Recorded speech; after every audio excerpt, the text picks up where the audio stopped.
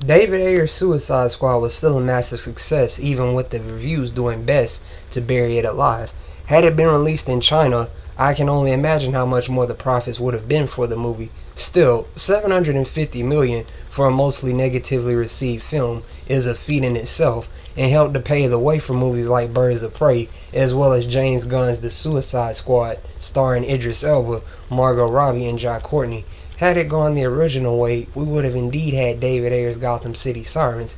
Had WB not panicked, I suspect that David Ayer's intended vision for Suicide Squad would have been what we, the audience, would have ended up seeing, and ultimately, this would have been a much better received product. I still like Suicide Squad, as I've said numerous times, but the jarring contrast between David's vision and Jiggity Funkity Funkbot reshoots is evident, and David himself has gone on record numerous times as having said that his movie and what we got are completely different. Jiggity Funkity Funky Bot reshoots gave us a totally different movie than the movie that we were supposed to see. The worst thing about it is not necessarily that there are those that dislike a film, because after all, disliking a film is fine, but it is sad when there are personal attacks being hurled at a director and others all over a film. Zack Snyder and his fan base have seen the absolute worst of the worst, pun intended, of this over the years, and truthfully the DCEU fan base as a whole has as well. David Ehrlich is a perfect example of what I just mentioned when I say worst of the worst.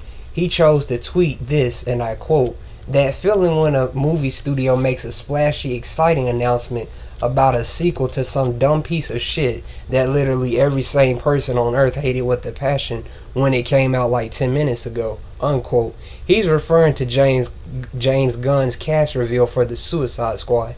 The worst part isn't so much the fact that he has a blue check next to his name, but more so that he truly believes that everyone thinks as he does. I guess in order to stay relevant among film critics, jumping on a hate bandwagon is one way to draw more attention to yourself, and do it in the absolute worst way. Yet, apparently, Zack Snyder fans and DCEU fans are referred to as toxic. David Ayer caught wind of this and said this, and I quote, "David, that's really mean-spirited. I understand the nature of your job and the necessity to grab eyes, but a lot of people dedicated their blood, sweat, and tears and came together to make the original. It's incredibly painful to have 2 years of my love attacked in such a way." David continued later by saying this, and I quote, "The film industry is exactly that, an industry. It keeps growing and moving forward. Yet I know James Gunn will make something amazing. My frustration comes from being hammered for something that was not my original vision," unquote. David E. later apologized to David Ayer, though I only suspect it is because he wasn't expecting David Ayer to respond, and it seems that the dust is settled. As I always say, your opinion, whether popular or unpopular, should be your own, and not based off of a popular YouTuber or disturbed movie critic on Twitter. Just some food for thought, because after all, what's an opinion if it isn't yours? As most of us are aware, James Gunn was very successful in the MCU with the two Guardians of the Galaxy movies. Everyone was eager for him to helm the third, but then he was quote-unquote fired after Disney caught wind of some very disturbing and disgusting pedophilic tweets that surfaced and were brought to public attention. Then Disney decided to bring back Gunn for Guardians of the Galaxy 3, and later WB sadly replaced Gavin O'Connor with Gunn after James was also reportedly offered a Superman film as well. Now, James Gunn did apologize for his resurfaced tweets, which again were very disgusting. You know, he took a hiatus on Twitter, but slowly he came back after it was revealed that he'll be doing both Guardians 3 and the Suicide Squad.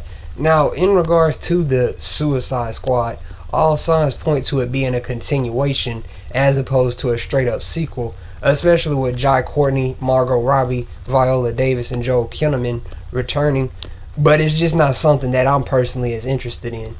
James Gunn did add fuel to the fire by liking several tweets that also straight up disrespected David Ayer's Suicide Squad, and were I in his position, this is not something I'd be actively doing, especially given the fact that I'm blessed to have two big movies like these. But anyway, those that say, you know, it's only part of the tweets, he only read part of the tweets, that just simply can't be the case. There's a respectful way to go about doing things, and were the roles reversed, I'm sure there'd be a ton of backlash. But nonetheless, at any rate, David Ayer has and continues to show class about the entire situation with Suicide Squad, the forced jiggity funkity bop reshoots which interfered with his vision, and more. And this is only just one example of how I feel that DC as a whole gets attacked, not just on Twitter, but on a much wider scale.